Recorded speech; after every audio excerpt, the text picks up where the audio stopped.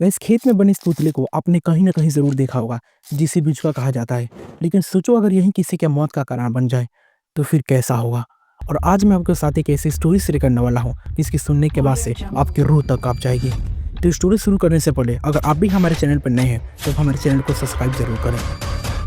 9 साल का राजेश जो अपने माता-पिता के साथ एक गाँव में रहता था। उसकी माँ जो उसकी सबसे अच्छी दोस्त हुआ करती थी। कुछ साल पहले एक बीमारी के कारण उनकी मौत हो गई और तब से वह बहुत ही अकेला महसूस करने लगा। स्कूल में भी उसके ज़्यादा दोस्त नहीं थे और हाइट में छोटे होने के कारण उसकी क्लास के सभी बच्चे उसको हर वक्त परेशान करते रहते थे। पर उस रात राजेश की ज़िंदगी हमेशा के लिए बदल गई। उस दिन स्कूल में राजेश की क्लास के बच्चे ने उसका इतना मजाक उड़ाया कि राजेश की उनमें से एक की लड़ाई हो गई, जिसकी वजह से सारे बच्चे उसको मारने के लिए उसके पीछे पीछे दौड़ने लगे। स्कूल के बच्चे उससे हर जगह ढूंढ रहे थे, जिसके कारण राजेश को उनसे बचने के लिए एक खेत का रास्ता लेना पड़ा। राजेश उस रास्ते पर चला तो गया था, पर उसे नहीं पता था कि उस खेत के बीचों बीच वह उसका इंतजार कर रहा है। वह एक बीजुका जिसके सर की जगह एक मटका था, जिस पर सफ़ेद रंग से एक चेहरा बना हुआ था और जिसका पूरा शरीर भूसे का था, जिसकी 2 आंखें सूरज की रोशनी में चमकते हुए जैसे उसी को ही घूर रही थी। उस बीजुका को वहां देखकर राजेश को एहसास हो गया कि वह उसी खेत में आ गया है जहां से कोई आज तक लौट के नहीं जाता, क्योंकि पूरे गांव को यह बात पता थी कि उस खेत में जाने का मतलब उस बीजुका का हाथों अपनी जान खो देना। वह वहाँ खड़ा हुआ उस बिचका को ही देख रहा था कि इतने में ही जो लड़के उसका पीछा कर रहे थे उसके पास आ गए और उन्होंने राजेश को चारों तरफ से घेर लिया।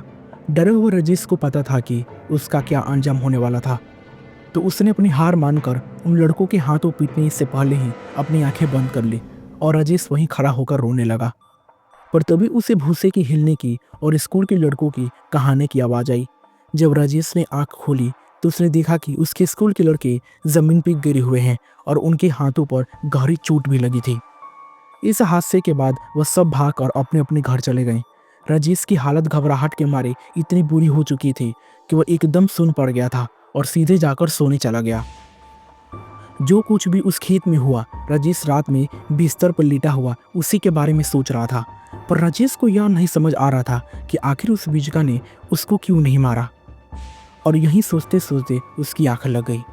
देर रात एकदम से उसकी नींद खुली और उसने देखा कि वह बिजगा उसके कमरे की खिड़की की दूसरी तरफ से उससे उन्हीं सफ़ेद आंखों से उसे घूर रहा था। पर इससे पहले कि वह कुछ कर पाता, उस बिजुका ने भूसे वाले हाथ खिड़की से अंदर डाले और राजेश का हाथ पकड़ लिया।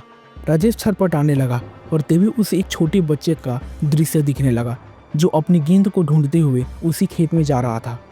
नीचे जाति के होने के कारण कुछ ऊंची जाति वाले लोगों ने उस बच्चे को बहुत ही बुरी तरीके से पीटा, जिसके वजह से उसकी जान चली जाती है।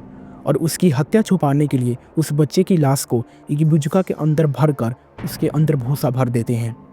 और यह सब देखकर राजेश को समझ आ गया था कि दरअसल वह बिजुका भी उसी की तरह एक छोटा बच्चा हुआ करता था, जो शायद सिर्फ उसका दोस्त बनना चाहता था। उसकी कहानी जानकर राजेश और बिजुका दोस्त बन गए।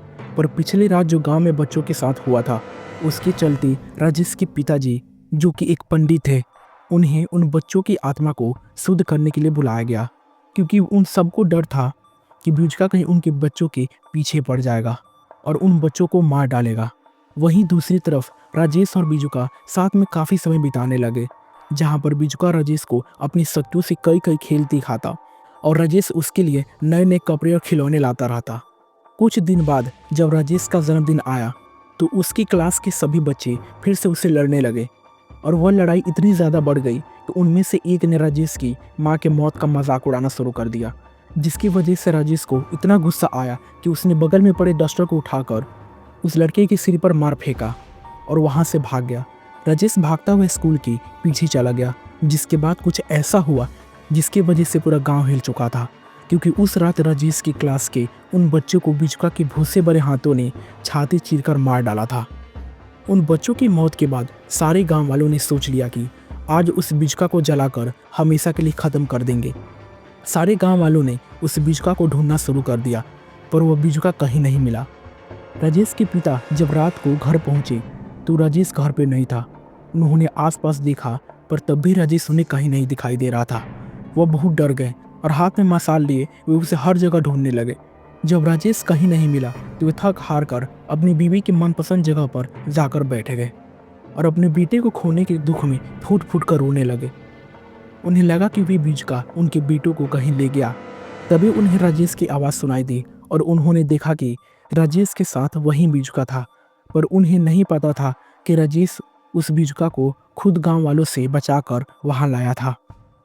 राजेश उस बिजुका से बात कर ही रहे थे कि तभी उसके पिताजी मशाल लेकर एकदम से उसके सामने आ गए और उस बिजुका की तरफ अपने बेटे को बचाने के लिए मशाल लेकर आगे बढ़ने लगे। इससे पहले कि वह कुछ कर पाते, बिजुका ने उन्हें भूसे वाले हाथों से उसके पिताजी को जकड़ लिया। राजेश चिल्लाता हुआ उस बिजुका से अपने पिता को छोड़ने की विनती करने लगा, पर बिजुका उन्हें नहीं छोड़ रहा था। तो राजेश ने नीचे गिरी मशाल को उठाया और अपने पिता को बचाने के लिए अपने सबसे अच्छे दोस्त को आग लगा दी। जलते हुए बिजुका ने राजेश के पिता को अपनी पकड़ से छोड़ तो दिया था, पर तब तक बहुत ही देर हो चुकी थी। राजेश के पिताजी की सांसें खत्म हो चुकी थीं और उस रात राजेश और भी ज़्यादा अकेला हो गया, क्योंकि उस रात उसने 2 लोगों को हमेशा के लिए खो दिया, अपने सबसे अच्छे दोस्त और अपने पिताजी को। गाइस, ये स्टोरी आपको कैसी लगी आप हमें कमेंट में ज़रूर बताएं। And this story is taken by खूनी मंडी। सो थैंक यू खूनी मंडी।